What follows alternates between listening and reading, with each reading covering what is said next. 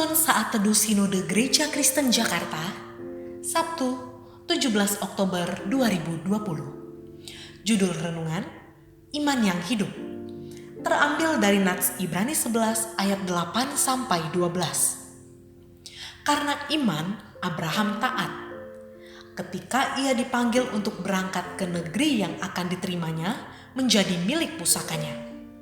Lalu ia berangkat dengan tidak mengetahui tempat yang ia tujui. Karena iman, ia diam di tanah yang dijanjikan itu, seolah-olah di suatu tanah asing. Dan di situ ia tinggal di kemah dengan Ishak dan Yakub, yang turut menjadi ahli waris janji yang satu itu. Sebab ia menanti-nantikan kota yang mempunyai dasar, yang direncanakan dan dibangun oleh Allah. Karena iman, ia juga dan Sarah beroleh kekuatan untuk menurunkan anak cucu. Walaupun usianya sudah lewat, karena ia menganggap Dia yang memberikan janji itu setia.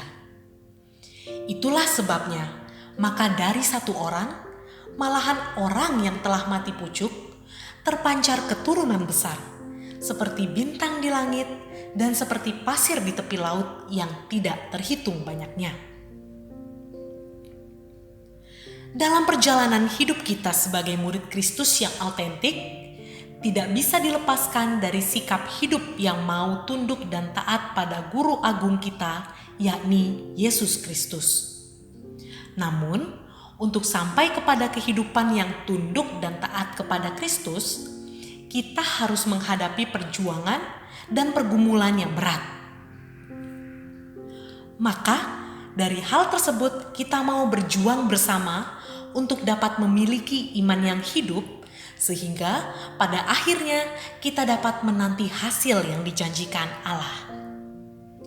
Dari penulis kitab Ibrani, kita diingatkan sekali lagi untuk memiliki iman yang hidup. Jika kita mencermati kata iman, bukan hanya sekedar percaya, melainkan juga berarti kesetiaan. Kesetiaan adalah satu bentuk dari kata sifat. Maka dari hal tersebut, kita mencermati bahwa ternyata di dalam iman yang dikehendaki Allah adalah karakter kesetiaan yang dimiliki oleh murid Kristus. Murid Kristus dapat belajar kesetiaan dari Abraham. Dia memiliki iman yang hidup walaupun dirinya harus melewati proses yang panjang dan tidak mudah dari Tuhan. Namun, ia terus setia dalam imannya kepada Allah. Kesetiaan kepada Allah juga membawa suatu pelajaran tentang iman itu, hidup yang memberi pengertian bahwa apa yang tidak mungkin bagi manusia akan mungkin bagi Allah, seperti dalam perjalanan iman dirinya dan Sarah istrinya.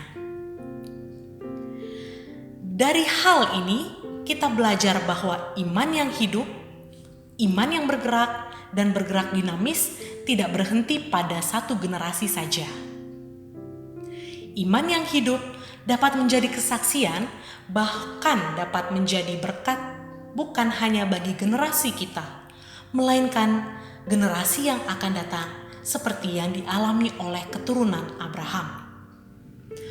Maka dari hal tersebut, marilah kita memiliki iman yang hidup dengan terus memusatkan hidup kita kepada sumber hidup dengan setia, sehingga kita menerima berkatnya dari sekarang sampai selamanya.